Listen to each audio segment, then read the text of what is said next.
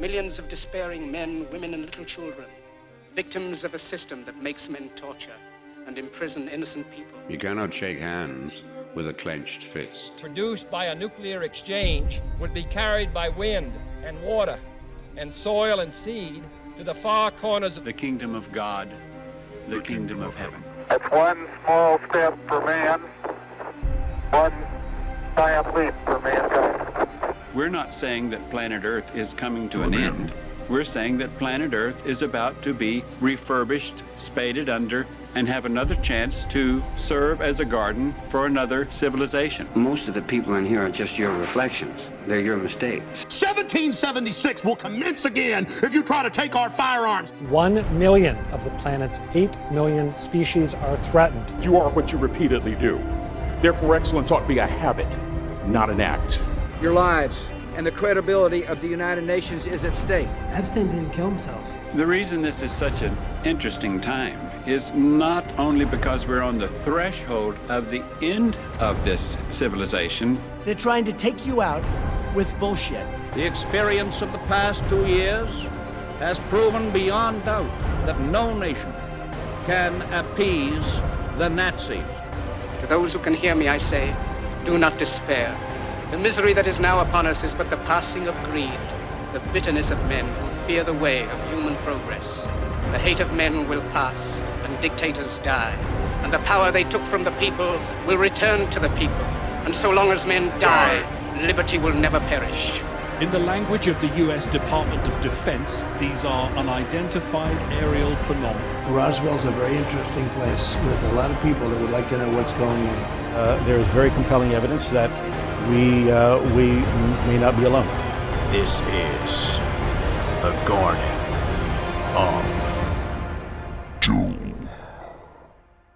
Welcome everyone into Garden of Doom, and today we're very pleased to be welcoming back our friend from Crecganford. I think I missed the C again. Crecganford. Jon F White, retired now, Professor? Indeed, and yes, I am retired now. Excellent. And this topic is going to be very freeform from me. I'm sure he has things in mind. And if you don't know who Jon White is and you don't know what Crecganford is, get on YouTube and go check it out.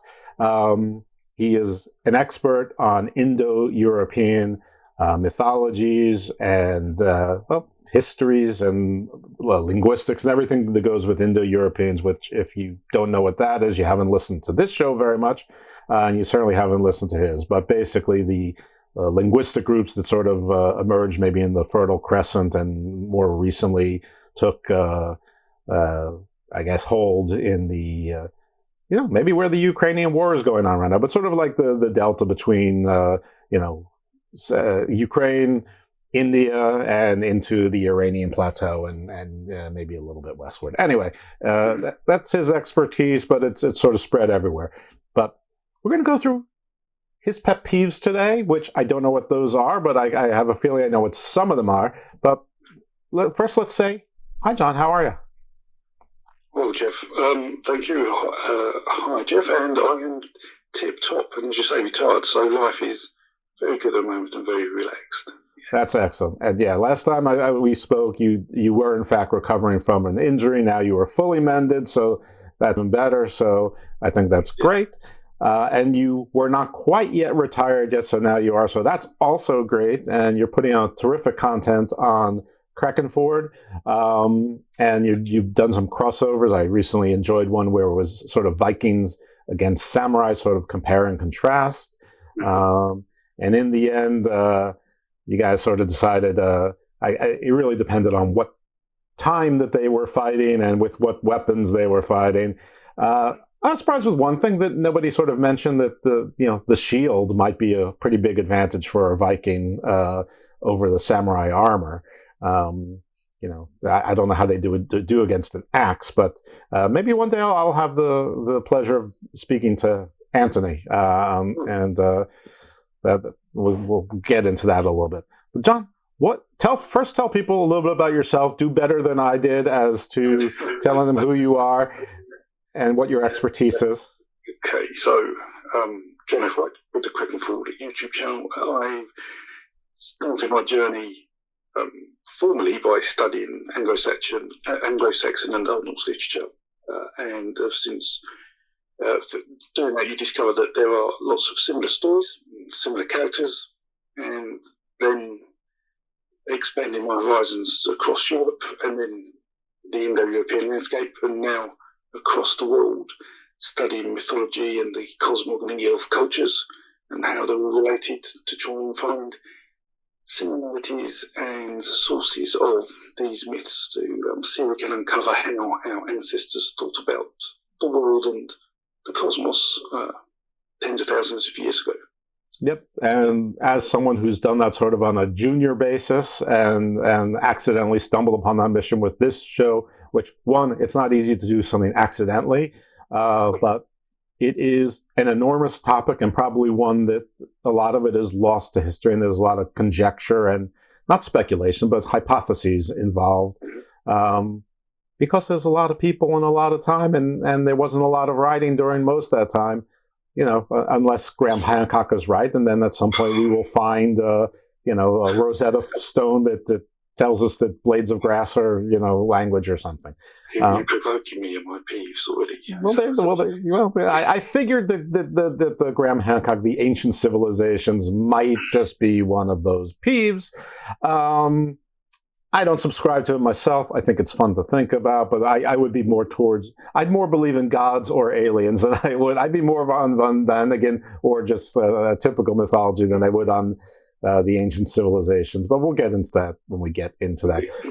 So I'm going to let you take us on this journey. I'm sure you have some idea in mind as to the order of your pet peeves. Well, I know where to start, and then it's free flow.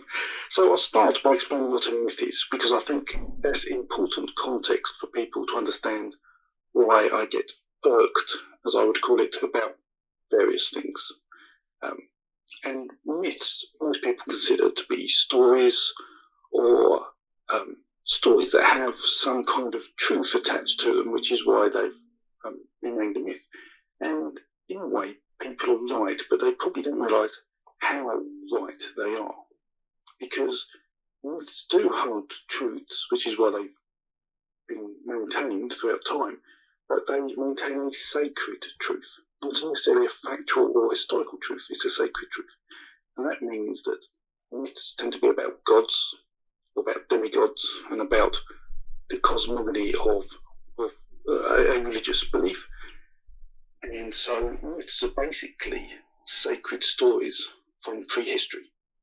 So the best way to explain this, I think, is if you were an atheist or a non-Abrahamic faith, and you looked at the Bible and looked at the first time of the Bible, for example, Genesis of the Bible, you would think that as myth. But the Christians and Jews would probably think that that's very sacred.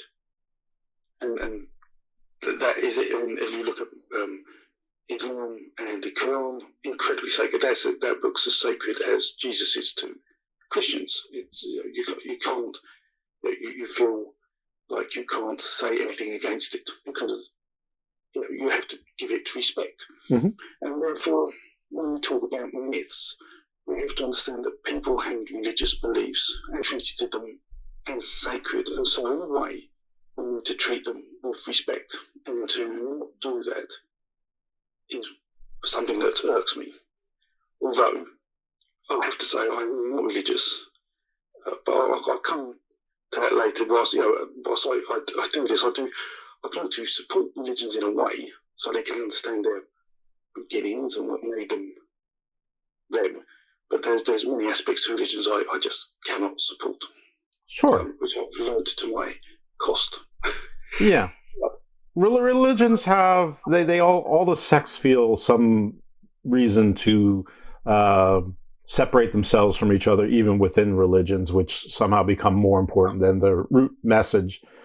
But that's a very good point, and I'll probably get to that. See, so let me also explain how the world used to be before Christianity. Sure. Particularly before Christianity, which is that 2,000-3,000 years ago and before, much of what we did all the time was sacred. If we ate, it would be a sacred ritual. If we cooked, there'd be some sacred ritual about it. If we hunted, there'd be a sacred ritual about it. If we made a fire, there'd be a sacred ritual about it. If we built something, everything was sacred. We did things for a reason. And that reason was, there was a ritual and what we'd call a myth about it.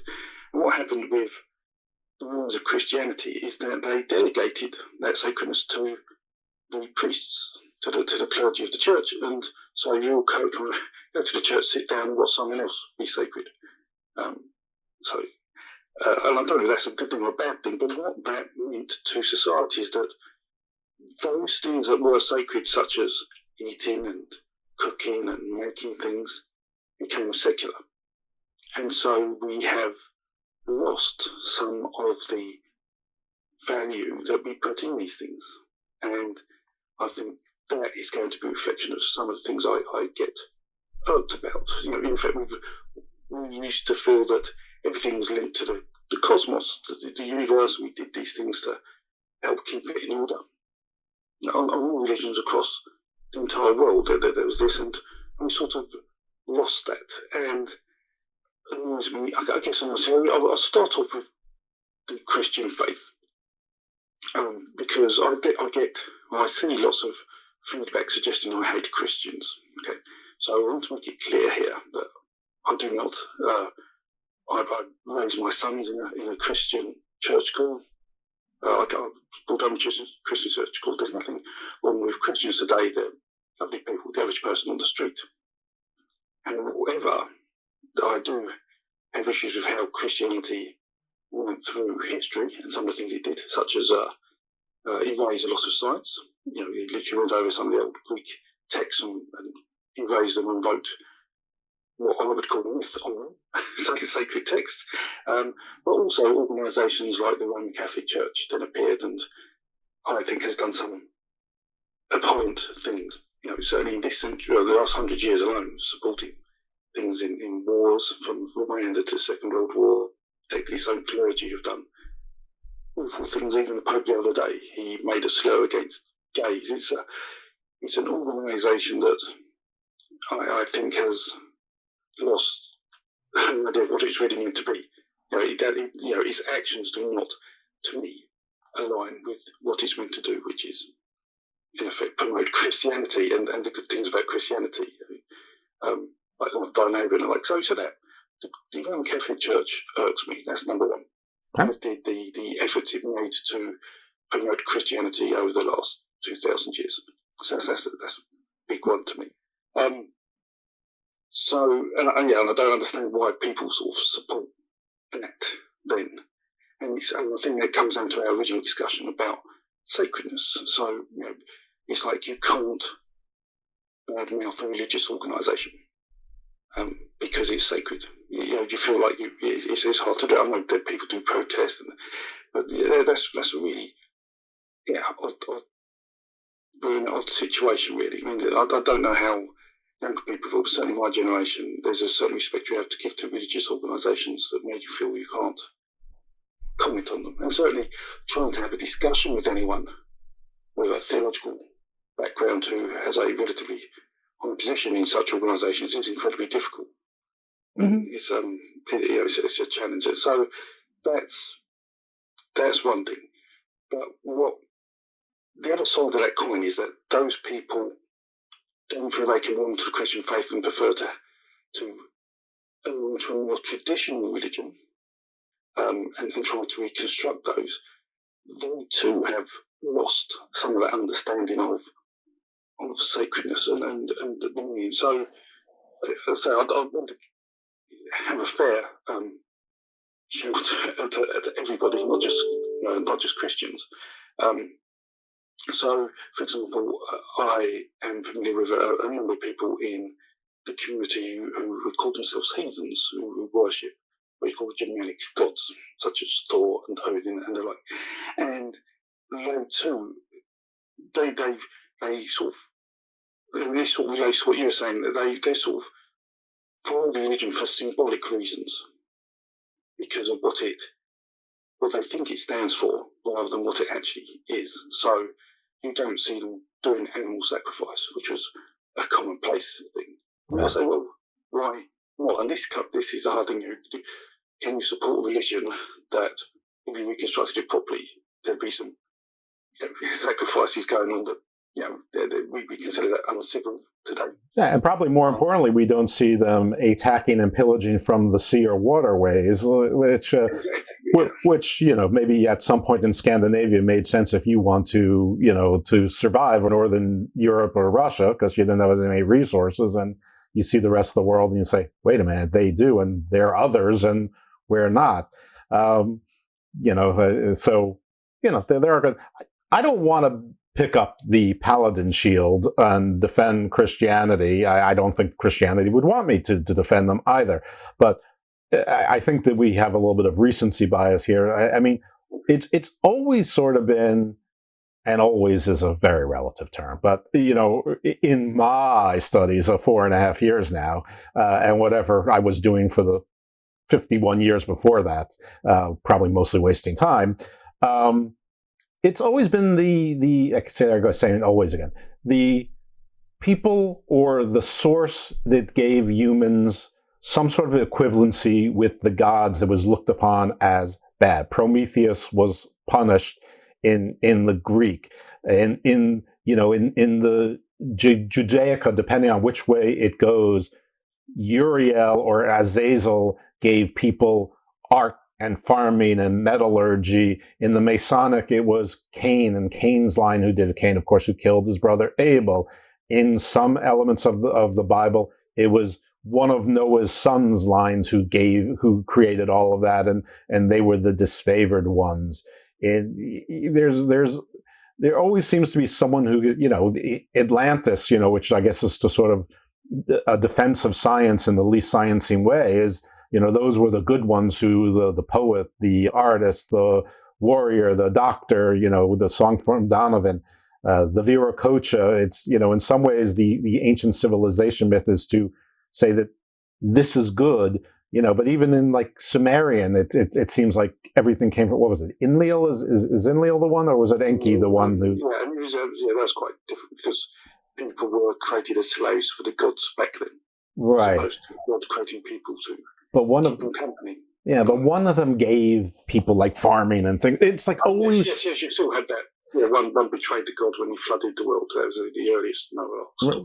Right, and all religions seem to be a little bit anti-humans getting successful, and as things like making fire and getting food and living has gotten easier, we find more things to fight about on here and become more secular. So while maybe something is going in the right direction, other things go in the wrong directions.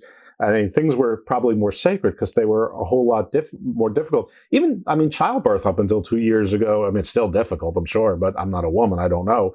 But, mortality rates and, physicians weren't even washing their hands until like the mid-1800s. Exactly.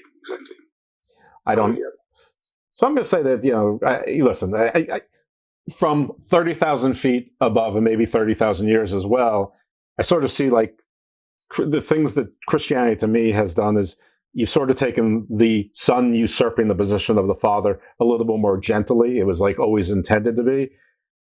But in that, you've got that proselytizing, that conversion religion that really Judaism didn't have.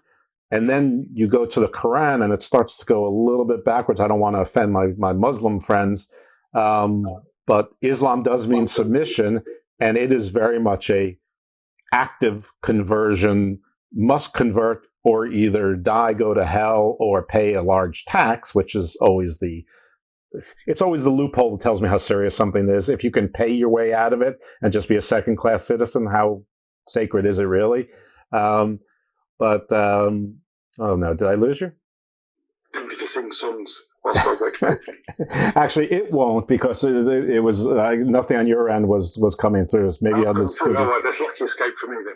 You do not have a greatest hits of Crecganford. Thank you for standing by. At what point did you stop hearing me? Okay, folks, we had technical difficulties. We is me. My internet went out. John was kind enough to sit here in the studio, so I'm not exactly sure where I cut off. And I was doing like a sort of a half-hearted defense of Christianity, but really it's more of as where I see the evolution, de-evolution of religion generally. And I apologize if I'm repeating this, but while Christianity, or wait, I'm with John, I should say, whilst Christianity seemed to be a religion of conversion and proselytization, which I'm sure I just mispronounced, there seemed to be a gentler usurpation of the father deity to the son deity, which is a little bit different than before. Although Judaism, there was sort of what Judaism changed is there seemed to be only one deity, but I would challenge that if you actually look at what a deity is. And interestingly enough, the Israelites had a panoply, a pantheon of gods as well, as did all of their neighbors, and some of them are the same or similar, just typically reverse roles. And then what Islam did is it sort of grew upon Christianity and adopted sort of the same story, but went back to there being one God. Jesus was not Son of God, no son usurpation, but active conversion, and maybe taking the conversion. Listen, it's not like Christianity did not do conversion by the sword as well. They certainly did, but in Islam, it's almost, if not, maybe take out the almost, a commandment to convert people, by any means necessary. So I would call that a bit of a de-evolution, and I think that's more about maybe needs or the feeling of societies at the time, and it's almost like the bell curve of us as humans. Anyway, I was just trying to defend Christianity a little bit in that I would say that they were not so unique. It's almost like at some point in all mythologies, we sort of blamed civilization for somebody bad gave humans the ideas for what we consider civilization and took us out of our more pastoral, which I'm sure had its own brutality, but its own more pastoral hunting and gathering settlements, not bumping into each other as much lifestyles. And that's it for my monologue for the time. John, does any of that resonate with you at all? I sort of agree with what you say. I think the Roman Catholic Church was also very much converted by the sword. Fair enough. Although they then delegated it to leaders of the countries who would financially benefit from a share of the tithe going to the Roman Catholic Church if they converted their people. So, yes, it was more business orientated in the Roman Catholic Church and with Islam, but yes. So, I still feel though the change to Christianity made the average person on the street more secular in terms of their day-to-day life, and so people forget the importance of some of the things they do in terms of the cosmos. They have that link. So when people try to reconstruct these religions, which is I think the last point I was trying to make, they don't do it correctly. So I'm going to talk about sacrifice being one of them, but one of the big irks, I guess, in terms of heathenry and paganism, and certainly for people who follow the Germanic world, is when someone tragically dies before their time in that community, people tend to say, "Oh, he's gone to Valhalla and bless him," and I'm like, "Well, that's quite disrespectful, because the people who went to Valhalla tend to be warriors.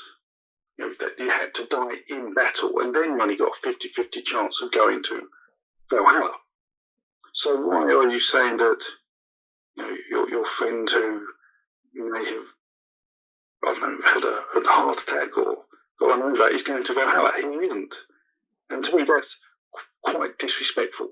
And whilst they all mean it well, and they're all passionate, they all believe in that. Well, yeah, Odin and Thor are powerful gods. Yeah. They completely miss the sacredness of the whole thing. And I shouldn't irk me because I'm not religious, but it does irk me because it's like you don't really understand the religion you're trying to practice.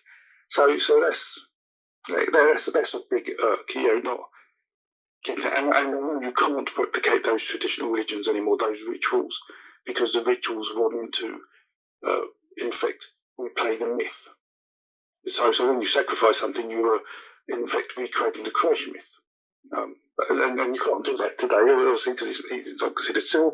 So what do? It's almost like, I don't know what you do. How would that religion have evolved in today's society? And that's an important point, that perhaps you can't reconstruct religion. You just have to accept that religion would have evolved somehow, and not worry about it being the same or replicating what happened in the past. I don't know. There's a big theological question there for people, which I don't think they want to take the best bits and the easy bits. Well, sure. I mean, look at the MCU and Thor comic books. I mean, it's all about that. But when you think about the Norse and Germanic religions, the Thor, Odin, it's hard to decide what came first, the religion or the lifestyle, because it seems like it glorifies. It's a justification for conquest.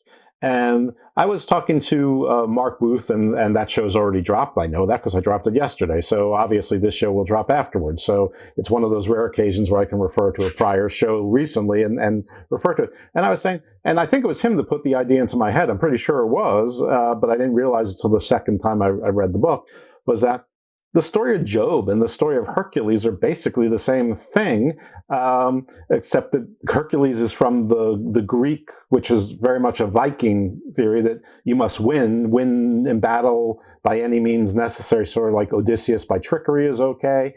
While Job was sort of like, you got to be holy and do what you need to for the gods, but in sort of a Judaism way, which is sort of the Jewish idyllic, is to sort of work the land, tend your flock, be fruitful and multiply, and study and revere God. I mean, and maybe that's more of the last 2,000 years of Judaism versus before that, when we were slaughtering Canaanites and stuff, under General Yahweh's command.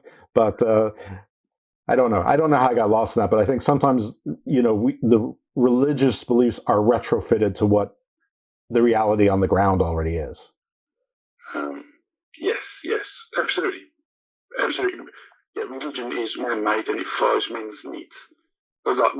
People's needs now, but back then it was pretty much men's needs, because most of that's probably my next that's a good thing, which is how we interpret this religion, these texts. So, as a mythologist, I get the wonderful job of being able to translate some very old texts in a very old language, which isn't English.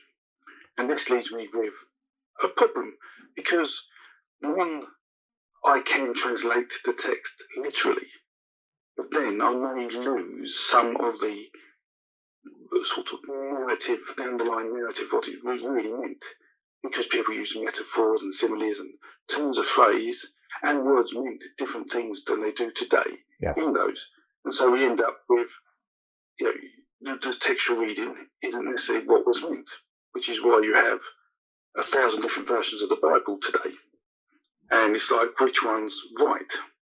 And that irks me, and it annoys me that even Christians don't realise, how modified the New Testament is. Even in the first couple of hundred years of it existing, it went through significant modifications. There's a book, the Allen text, I think is, which has hundreds and hundreds of examples of where the New Testament scripture has changed, and where we understand that, let's say, the writings of Paul, some of the letters of Paul are forgeries. They came later, and yet they're happily placed in the Bible. Right. And no one's done anything about it. And someone's not telling the truth there. What's going on here? We know they are man-made pieces of literature in that sacred text. So why are they there? So that gets me. But so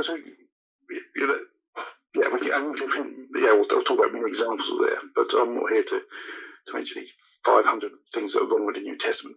But what I would like to mention, though, is a couple of things in the Old Testament, and certainly Genesis. So for all those people who literally believe the Bible, okay, so the first thing, I guess, that irks me is the first two verses of the Bible, which generally say, I think it's like, in the beginning God created the heaven and earth, and the earth was without form and void, and darkness was upon the face of the deep, and the Spirit of God moved upon the face of the water. Something along those lines. Yeah. And that completely misses the whole point of what the first two verses of Genesis was actually meant to be, which is, in fact, a synopsis of the Enuma Elish. It's meant to say, if I translated it as it would have been told to me, it would have said, at the start of this story, God is creating the heaven and earth from Tiamat, who he has killed using wind. And that is a more accurate translation of that. And you have to imagine, 2,500 years ago, people sat around here and they think, oh yes, you're about to tell me the Enuma Elish. I'm very familiar with that, because that Mesopotamian myth was the number one selling tablet in the local bookstore at the time. It was a big story. But then we spring and say, translated in such a way that all that is lost. And what gets me is we get certain parts of the Abrahamic faith arguing that, how scientifically accurate it is about, well, he says God created the heaven and earth first, and that's exactly what happened when the universe started. And it's like, no, you've missed the point. You're applying some theological ideas into a old myth that you've stolen from another culture, and that I don't get that. So on top of the fact that there's man-made texts in there, the translations that aren't necessarily so man-made are such that you actually lose the original meaning of what it was, that myth or motif was meant to be, and you've applied something new to it. Well, excuse me. Do you think that was purposeful to sort of relegate the primordial forces and elevate God, or do you think it was just not laziness, but you think it was? Each answer is purposeful. Do you think it was purposeful in that they figured everybody knew the original myth, so we'll just summarize that instead of retelling the whole thing and pick it up from there? Brilliant. I think the first two lines are absolutely brilliant. If you read them in Hebrew 2,500 years ago, you would have absolutely got it. Okay. The fact it's been translated into English and you've lost every connection to, actually, this is a myth about the Enuma Elish and Marduk killing Tiamat, splitting it in two and creating the firmament, and killed Tiamat using wind blowing into her to kill her. You just lost all that. You've added that. Well, for those people who are not familiar with the Enuma Elish, I'm not going to ask you to repeat it, and I'm not going to repeat it, but I think a metaphor might be that instead of telling the entire story of Krypton and Jor-El and his battles with the powers there and sending Kal to Earth and came down, instead of telling that whole story over, an hour long in a movie, instead you say there was a planet far, far away where their savior son was sent to this earth, and he lived among us, and out came this super being, and everybody goes, "Oh, that's Superman," and that's sort of what they did. Yeah, exactly. I like to dumb things down. Exactly. It's just a synopsis of a myth that everybody would know. Oh, I know what you're talking about. But now today we see people, normally in America, because it's the English translation of the Bible, looking at that, applying some theological thoughts to the English translation, where the interpretation is actually so inaccurate as you're applying nonsense. It's almost applying nonsense. And one of the good examples of this in Genesis and this really irks me. And it's a tree of knowledge, and with the apple, Eve, snake, Adam. Right. And there was a discussion with Jordan B. Peterson and Alex, I think O'Connor, who's a cosmic skeptic, a couple of weeks ago came out. And they spent a good while arguing about the tree of knowledge in Adam and Eve and what it really meant and how clever the Bible writers were for creating this, and was the snake Satan, or was it really Jesus, and all this stuff. And I'm banging my head against my desk because we have multiple myths coming out of Africa, and there's papers on this if people want references of two particular myths about how humans lost immortality. One of them is two men are racing or something, or a man is racing a snake, and the snake tells the man, if I teach you how to be at one with a woman, then, would you want that gift? And he goes, yes. And in return, the snake takes the man's immortality. But there's another one where a man gets lost in the wood and needs to eat, and the snake gives offering him an apple to eat, and he says, no. And once he's so hungry, he takes the apple, and in return, the snake takes his immortality. And then we end up with the Bible, where we have a snake offering an apple in return for religious sex, and they lose their immortality. And, again, a whole load of theologies whacked on it that has absolutely nothing to do with the myth. It's like you're fitting theology to fit with a myth. Right. And I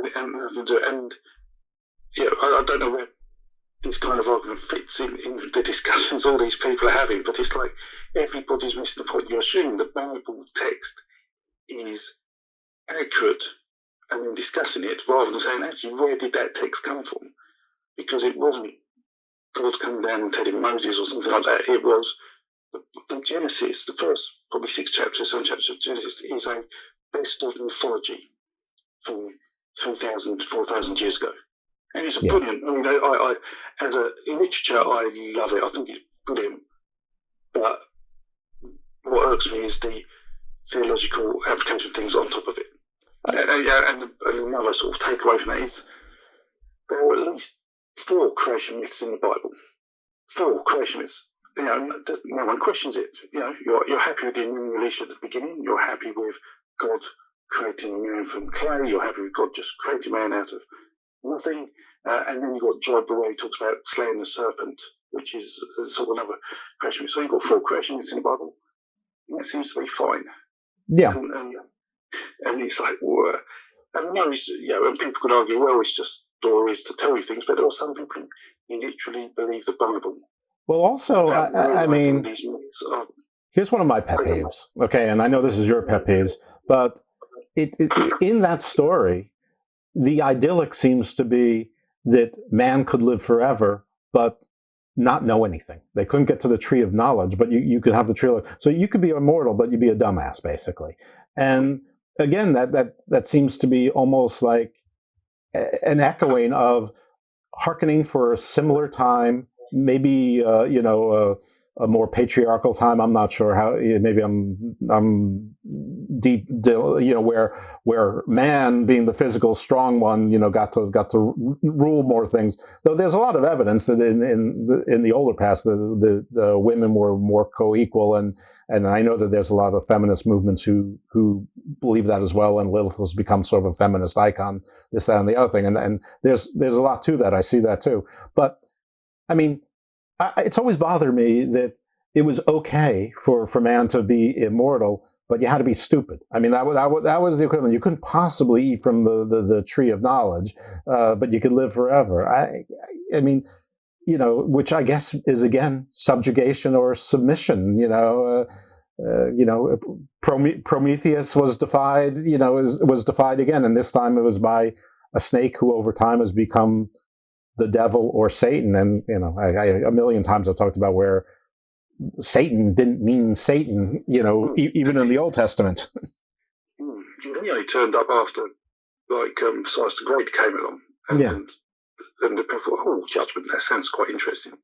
You don't just die, we're going to have a bit of judgment there, a bit of good and evil. So it just there's lots of things that frustrate me about the Bible, but the biggest one is that it is. And this is perhaps a really good point. I was going to talk about this maybe at the end of the discussion, but talk about it now because I don't know where we're going to go. I'm not religious, and that's pretty much because I can show you any sacred text, and I can probably tell you where it comes from a non-sacred source. There's like many things in the Bible. The Bible does have legend and folk tale and fairy tales even, which you can't do that, but the myths you can go back. We've got some really good science to help us. Give us a good probability of understanding where things are. I'm not saying everything's perfect, as you said at the beginning. This is from the time when things are written, but we use something called phylogenetics to understand the probability of myths. We pick up from around the world how related they are and are they likely to come from a similar source? So whilst I can't believe in a religion, it doesn't mean I can't necessarily believe in a God. Of course not. Yeah. Exactly. There could be a God that created the universe or not. To be honest, I don't waste my time thinking about that because we will never know the answer, and I've got better things to do. Tea to make, biscuits to eat, and scripts and books to write. But I think that's a very important point. That just because, whilst I'm being quite harsh against sacred texts, that doesn't mean that I'm being harsh against a potential God. Right. And if people live their life according to the root principles, I don't think it matters whether you call your God Allah, Jehovah, Jesus, Zeus, or whatever. It's just that it's gone in, Garden of Doom-like strange directions. It's just the more extreme people we're really sort of picking up here in this debate. Those who are, there's probably a term for these people who believe the Bible literally. Jehovah's Witnesses do, but there must be other sections of creationists, I guess, and the like who do that. And that frustrates me. So, and one thing that frustrated me actually, a shout out to Jordan B. Peterson, who was talking to Cosmic Skeptic about the true knowledge. There is a brilliant mythologist, a religious historian from the University of Chicago called Mircea Eliade. His surname is Eliade, not Iliad. So Peterson was calling him Iliad all through the debate, and that would really confuse anyone who wants to understand mythology, because you're going to pick up a book by Homer, right, rather than a Romanian mythologist. So he should know better on how pronunciations work when you regard those things. Just as an aside irk. That's okay. It's your pet peeves.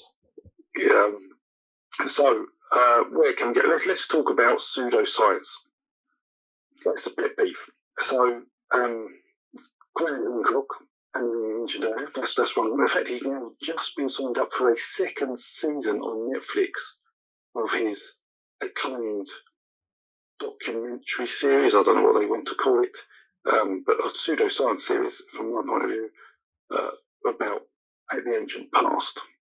So, and there was a good discussion with Joe Rogan with Flint Dibble for Cardiff University about some of Hancock, who challenged Hancock, and he did very well. And Hancock basically admitted there is no evidence for an advanced ancient civilization that's been found. Right, yeah. So, just to summary, Graham Hancock has been referenced a million times in the show, famous for Fingerprints of the Gods, and a lot of books similarly titled. Don't confuse him with Eric von Daniken, who did Chariot of the Gods.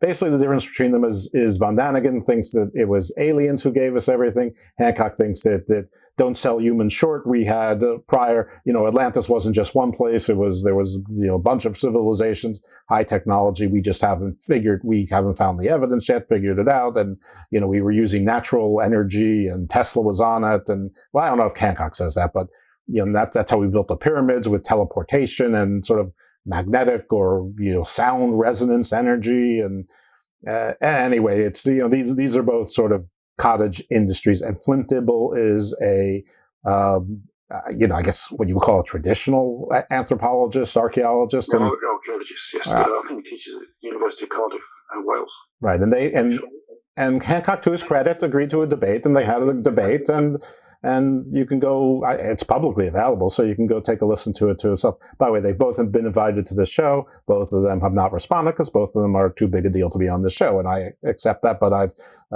But I found people who are equally bigger deals in the past. So Flint making on the show is quite busy right now because of all the feedback from the show. But he has had a number of podcasts, and so I'm sure he'll talk soon. It all dies down. Well, maybe if a mutual friend says something, I don't know. But anyway, yeah, we can sort that out. I'm sure. So pseudoscience and a particular branch of pseudoscience, not just Graham. I know what Graham Hancock's trying to do, which is, I really like talking to people who have different opinions to me. Okay, so I think that's important. Even people who have some weird religious ideas or some really bad cultural biases, I think you need to talk to them to understand what it is they know that you don't know. I'm not saying they know things that are right that you don't know, but they have in their mind something they know that you don't know, and that might be that some really weird outlandish thing like Atlantis existed, and you need to find that out so you can then tackle that and put appropriate evidence on the table that helps. Right. And find the right way. And I like having those debates, and I will talk to people who, as I say, other people may try and stay away from, because I think it's important to have discussion rather than let ideas brew and grow, and then you can't do anything about them. Because they get too big and nobody thinks Atlantis exists, because Graham Hancock's now got a Netflix series saying it. So that gets me. But one particular aspect of, I don't want to call it pseudoscience, but astroarchaeology. We get quite a lot of astroarchaeologists contact me.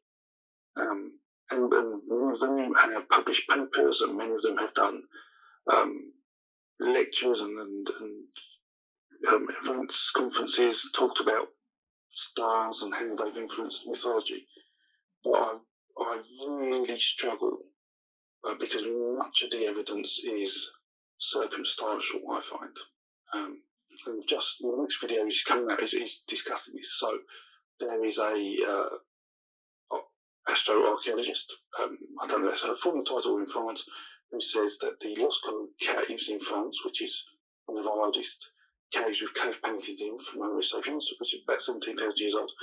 In there is one particular passage called the Hall of Bulls. So it's got lots of paintings of bulls, cows, all down it. And she was saying that this is a representation of the Milky Way in the Paleolithic period.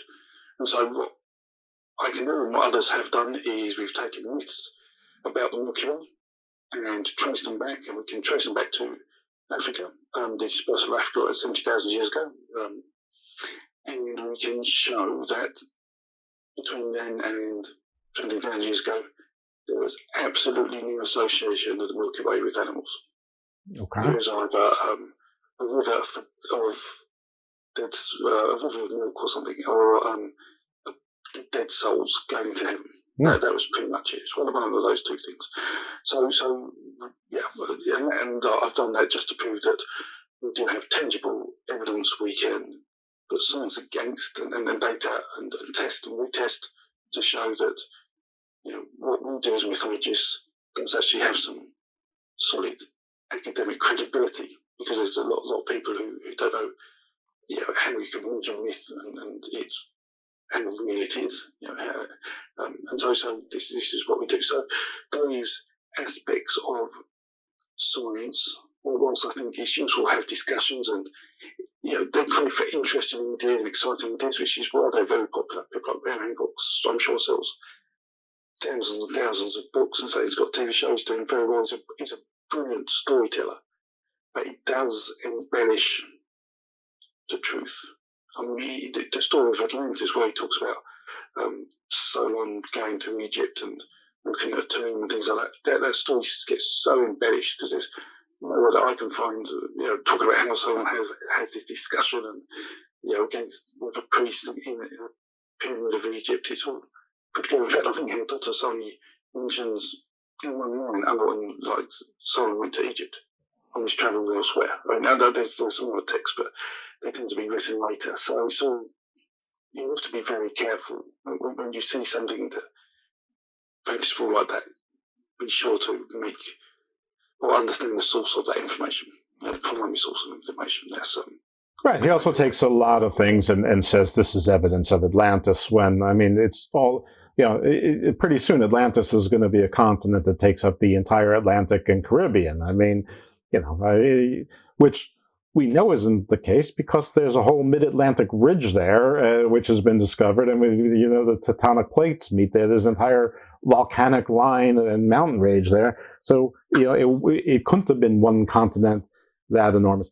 That said, could there have been a civilization that was, sort of the equal of a Greek city-state a few hundred years before the Greek city-state? I guess. Egypt. That's the whole point. That's the Atlantis story. It's about Egypt. Yeah. And how rubbish the Greeks were compared to that. That's what Plato was writing about. Exactly. Egypt was fantastic. And yeah.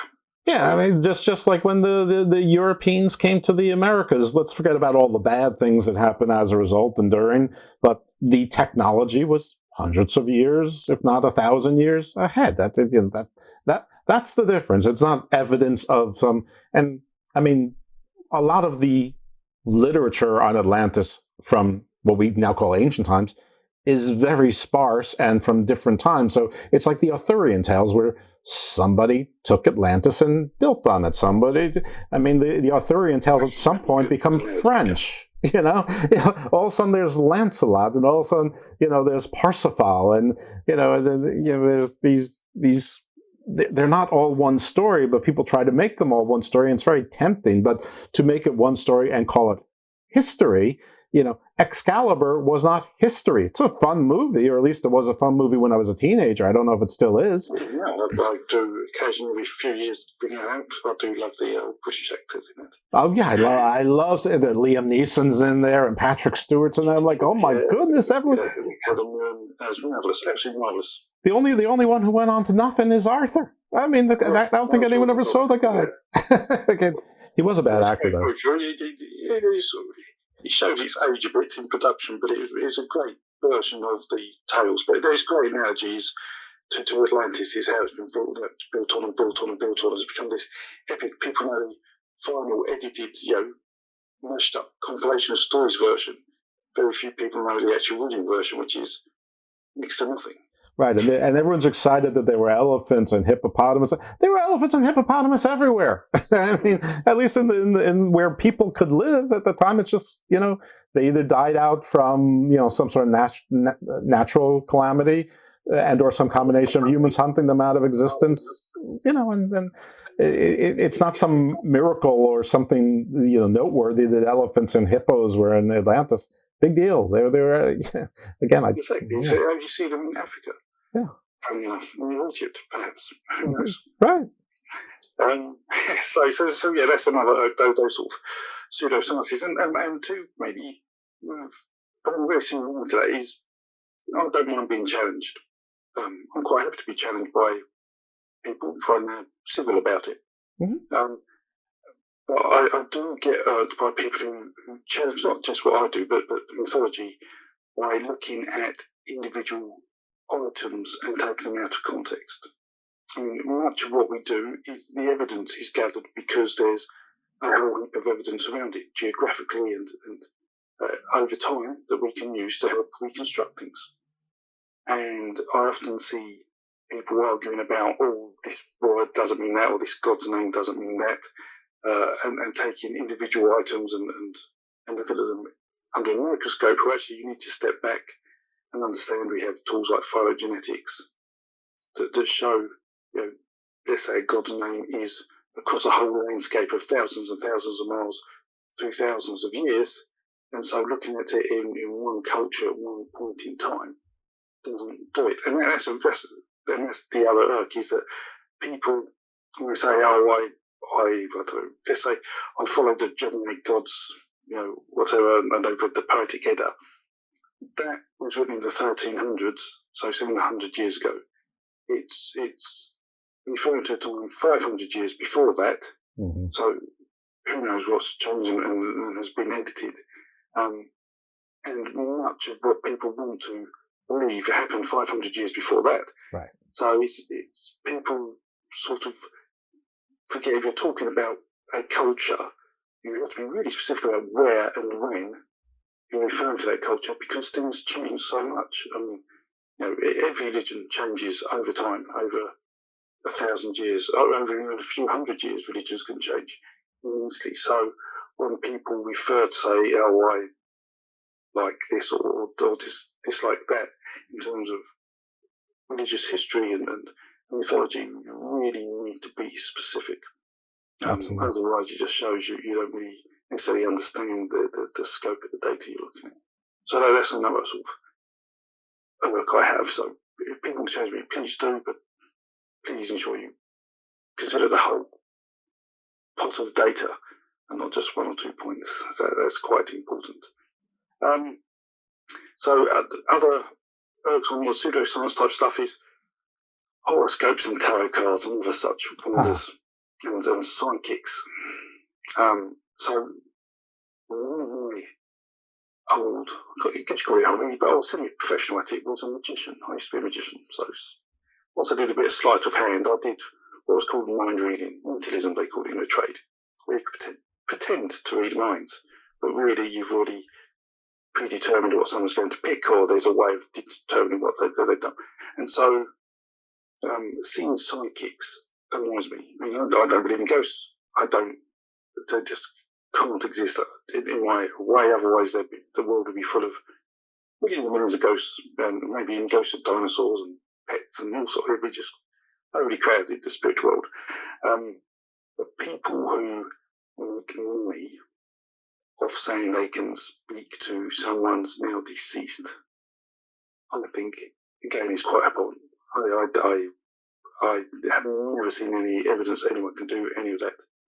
In fact, we're very familiar in the magic trade. There's a book called System 88, which is quite famous, about how to talk to someone to make them feel you know exactly everything they're thinking, because of the words you use and how you use them, and things like that. So, yes, that is something else that irks me. People, let's say, the supernatural stuff. And that made me laugh when the Pope, probably a month or two ago now, said the Catholic Church, or the Roman Catholic Church, can take more time in consideration of supernatural events just to make sure they are real. And that made me laugh, because I thought if they take that to its natural conclusion, they will realise that their own organisation, in my humble opinion, doesn't need to exist. Well, I mean, to that, exorcism is sort of a strange thing. I have never been able to reconcile that you have one all-powerful God, yet you have a devil and his minions that you can't quite entirely defeat, although he could if he really wanted to, but he doesn't want to, because there's got to be one more and then a rule of 1,000 years, which, by the way, doesn't sound like a very eternal God to me. 1,000 years is, I mean, that's a long time to humans, but it's not a long time for the eons, for nature. And then there's another even bigger war that has to happen then. And, it sounds silly when I put it that way, because it sounds silly. And people live their entire lives on that. I don't mean to, disrespect anyone. I think, as you're saying, the root beliefs of religion and the spirituality, whether you put a Godhead on or not, is just to sort of like live with a social contract and be okay to each other. I mean, that's basically it. It's like, I mean, people use the word sheep as a pejorative these days. I mean, we're supposed to be God's flock. Jesus was called the Lamb. I mean, when did it become bad? And when did some of the religious extremists start saying, you're a sheep, you're supposed to be a sheep. You're supposed to be following the rules. That's how we live in a society, so that everybody isn't, jabbing each other with short swords. I mean, that's sort of the purpose of the whole thing. Maybe it's our inability to be lambs and sheep, which is the problem. Who wrote it? Was it Robert Louis Stevenson who wrote Jekyll and Hyde? It doesn't matter who wrote it, it does. But the book itself, I mean, it's Jekyll and Hyde. We're supposed to be more Jekyll and less Hyde. That's the lesson of it. Anyway, what a small pet peeve of mine is that people think that Vikings fought with horns on their helmets. Yes, I haven't thought about that one, but yes. I mean, that's a prime example. That whole reason of that, just is a good synopsis of everything we talked about today. Yeah. Is that things change and people build on things that been built on that aren't real. It's all man-made, and you end up with a total different view of how things really were. And Bernard Cornwell, I think, described it best.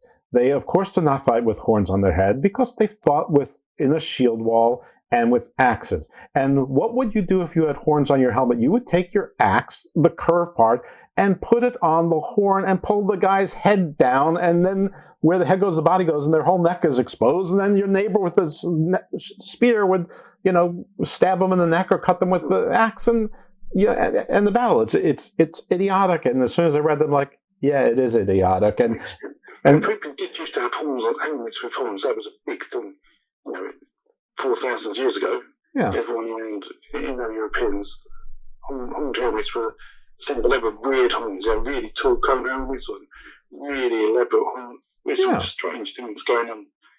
Well, that's like Skinwalker, and to try and scare people, and that's a psyop. That's a primitive psyop, and I'm sure once they got into battle, they sort of lost the stag's pelt or whatever. Absolutely, Vikings didn't even ride horses into battle. They rode horses into battle, but then they stopped, got off the horse, and ran into battle because they didn't want to fight on horses either. And they often fought with spears, not axes or swords. Because the closer you get to someone, the more likely you are going to get hurt. Yeah. So it's as far away as possible. It's the world was very different to how the TV shows see it. So yes, the inaccurate portrayal of things, and there are many films like that. We talk about Arthur, but films from Troy to Beowulf all tell the stories inaccurately. And I understand there are reasons for that, because some of it's boring, some of the stories are long, some of them bits don't even make sense to us. Right. But I know many people who argue, oh no, I've read the Iliad because they watched Troy, but they literally have no idea what actually happened then. What the Iliad's actually about, which is all about Achilles and not really about Troy. Yeah. So so all that irks me, but people want to be entertained, and I'm fine providing you call it entertainment.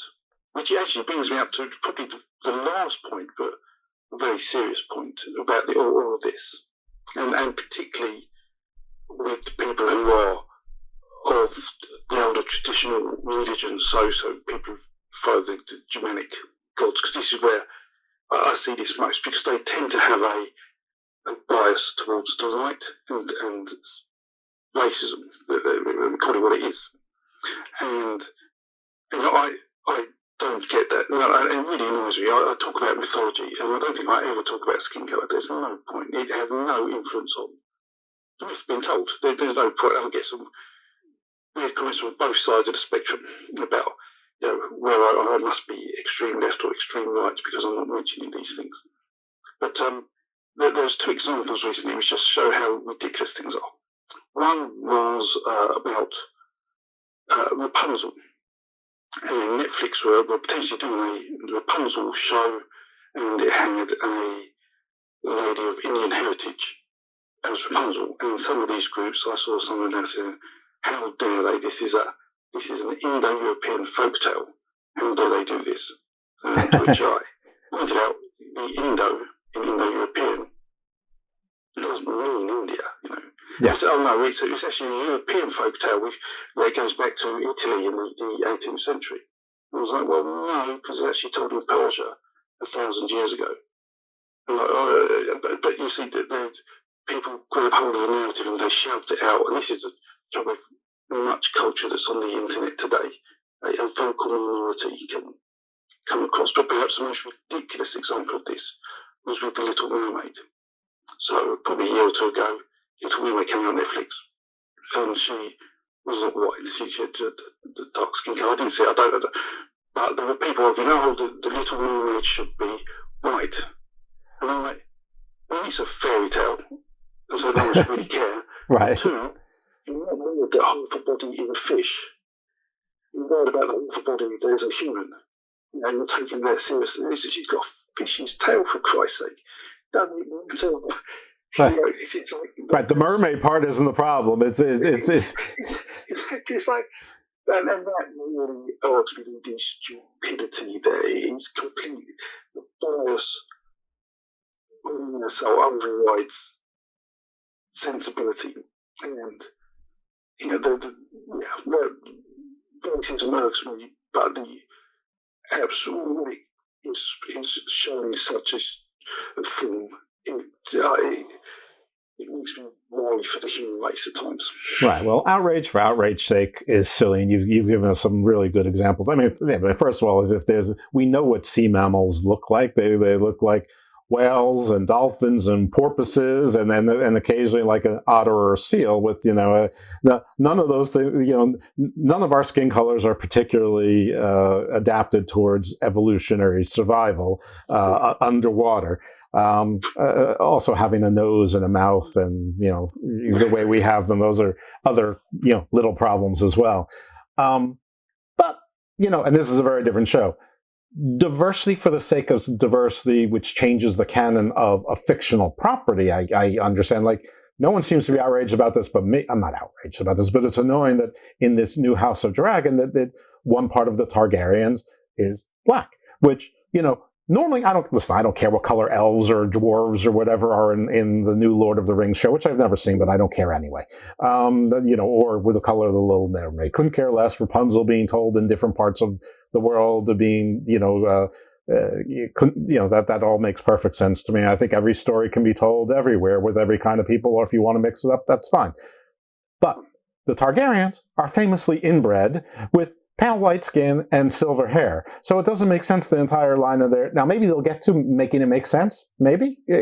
I just don't think that they will. I just don't understand how, if that's the whole point of them, is that, you can never get alabaster white with silver white hair if part of your line is black. It wouldn't happen. So it doesn't make any sense to me. And that's why that, irks me. But the show being bad irked me more. I mean, it irked me more that they were having this war with these, I guess these crab fighters that they couldn't beat for months and months and months. And then finally, the one guy, sort of the anti-hero, goes over there in a berserker rage and, basically wins the war by himself in one, afternoon. I mean, that irked me more than any of it. I hope I'm making sense to the world out there. Yes, absolutely, yes. And the folk tales of these passions. I mean, one thing that I was talking to a noise dancer last night. So noise dancers are British... a ghost? Yeah, there was a car outside going far too fast. That's not your tea? but yeah, speaking to a noise dancer last night, and they dress in white and move sticks and dance around and bang the stick and go all the way in with bells, and it's a very traditional thing. It's begun probably 800 years. And you see these traditions across much of Europe. It may be extended further. I've certainly seen it in Hungary and Norway. There's this sort of thing, all the fertility type rituals. Anyway, so many of the noise dancers here paint their face black. Not to be blackface in terms of representing some of African heritage, but because they come from mourning and chimney sweeping and services where they were always dirty. Mm-hmm. And that's been going on 800 years, even before probably any of them have seen anyone of a different skin colour. They've just been doing this. However, the noise dancing association that insures noise dancers, because they have to hold sticks to bring the sticks as they dance around, will no longer insure any noise dancers who blacken their face. Right. So a tradition for 800 years. Or if you were going to war at night, maybe having dark paint on your face might be helpful. And by the way, just so the context is key, I think, is and knowing the context before getting mad is probably the thing.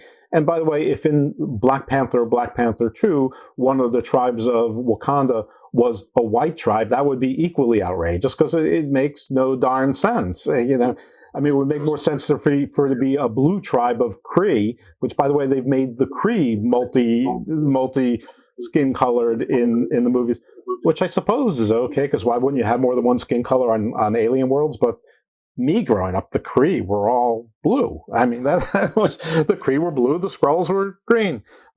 Anyway, I'm very much getting off to... Don't mind so much, but tradition and myth and those sort of things, they do change. Things have to change with the times. Yeah. But it's really odd to see it change in your own lifetime, because these things really take a long time. And so the world is sad to see traditions change. It's sad to see, and even religions. I'm sure religious people are sad to see certain things. I've seen priests are now allowed in the Anglo-Catholic Church, and that caused such an uproar. And there's still, I think, some divisions with certain parts of the church about things are changing, and people just have to. Hopefully things change for the better, but people have to get used to them. But it just feels also weird because I don't know, it's like part of your heritage, I guess. You feel emotionally attached to it, and therefore you possibly aren't going to make some sensible, logical decisions about it. I don't know. Yeah. Well, listen, I'm sure there are plenty of cultures where the skin color is darker than mine. Pretty much everyone's skin color is darker than mine. Where when they portray ghosts or ancestors or whatever, skeletons, they put on white paint, and that's not offensive. Now, if I put on black paint and say I'm doing an Eddie Murphy impersonation, that is insensitive and that is ridiculous, and I should know better with the times. If it's part of a werewolf costume, maybe that's okay, man. Get some ad. Yeah. Okay, so here's one last thing that I don't know if it irks me. This has been a question in my mind for a little while. I don't know what to ask, so I'll ask you. Which is that I've travelled the world and I've been in many churches because I like looking at architecture and things like that. Many churches. So in South America, Jesus is dark skinned. Mm-hmm. In North America, Jesus is light skinned. Mm-hmm.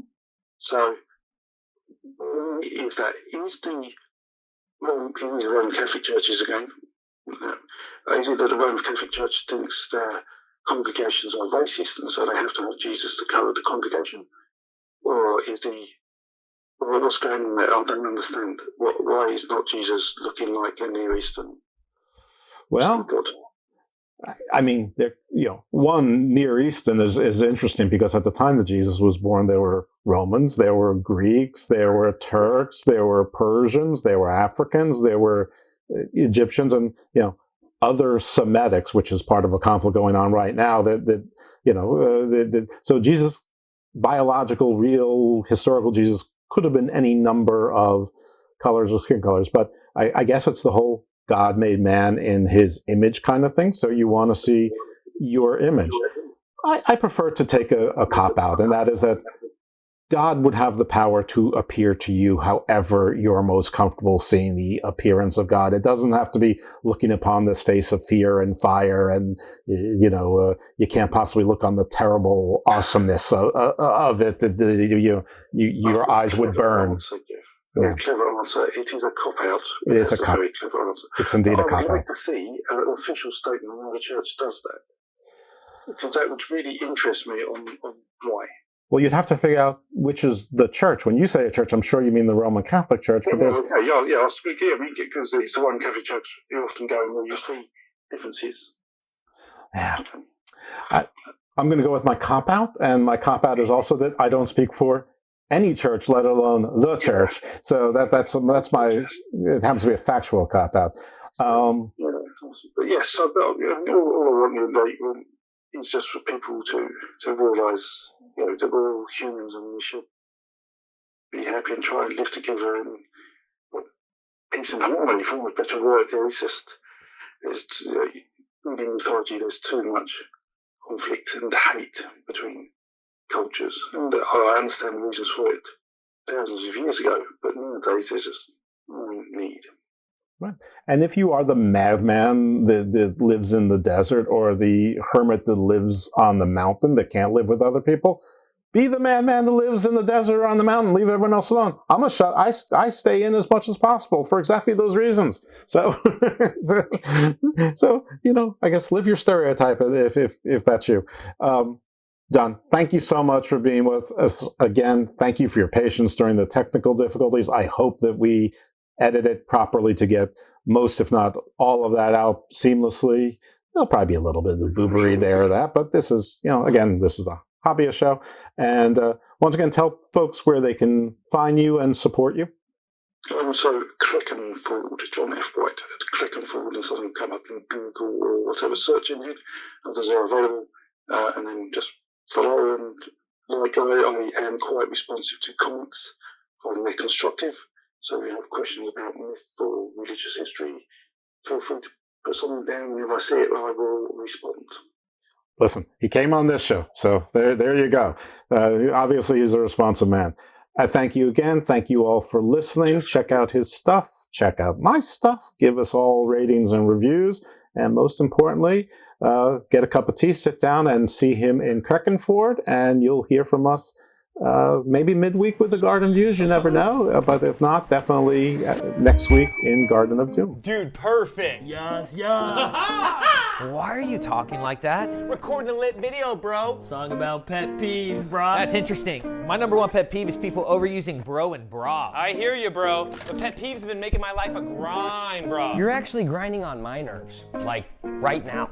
Man, listen, I'ma break it down with precision. The mission is to expose pet peeve conditions. I'll list them like couples who oversay bae, or people going around saying that's cray-cray. Man, I gotta be honest, I was really hoping you could stop eating with your mouth wide open and try scoping. Please back up off me, breath smelling like burnt dog poop and coffee. And stop these baby naming catastrophes like ransom, melanomia, and absidy. And I'm sick of passing these dogs that bark a lot. Why are you leaving grocery carts in the parking lot? And whether it's dark or not, why, oh why, oh why, oh why, oh why are you taking 2 parking spots? Cause you're driving me nuts, like missing 1-foot putts. I think I'm hating your guts. It's simply too much. Pet peeves are on my mind, making my life a grind. Pet peeves are on my mind, making my life, my life, my life. Pet peeves are on my mind, making my life a grind. Pet peeves are on my mind, a grind, a grind, a grind, a grind. It happens every day, why must it be this way? Another couple throwing down excessive PDA. And what am I supposed to do? It always lights my fuse when I squeeze mustard, but all I get is mustard juice.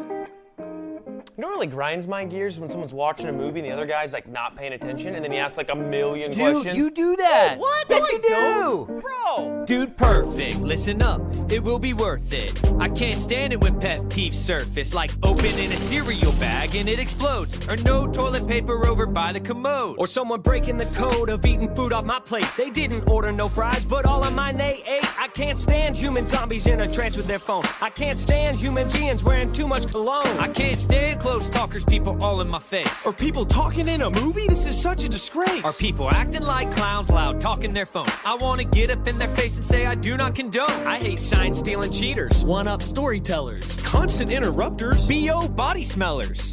Cause you're driving me nuts, like missing 1-foot putts. I think I'm hating your guts, it's simply too much. Pet peeves are on my mind, making my life a grind. Pet peeves are on my mind, making my life, my life, my life. Pet peeves are on my mind, making my life a grind. Pet peeves are on my mind, a grind, a grind, a grind, a grind. It happens every day, I can't believe when I see someone refuse to cover their mouth when they have to sneeze. And what am I supposed to do?